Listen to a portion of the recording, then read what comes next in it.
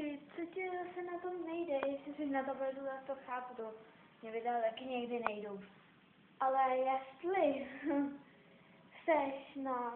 na tom na notebooku, jestli máš tady notebook, tak by to mělo jít.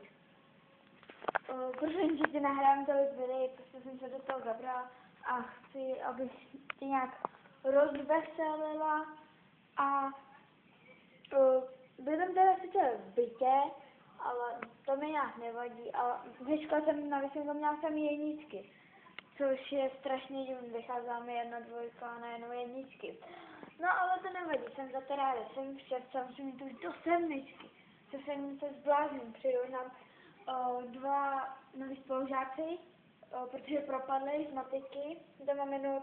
strašného učitele, který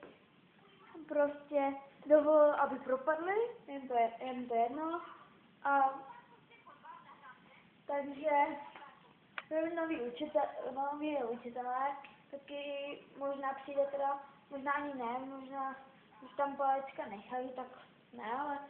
když ho vykopnou, tak je to hájí. No, tak snad se ti budou videa líbit a těším se na to, ještě ti něco natočím, určitě, ahoj.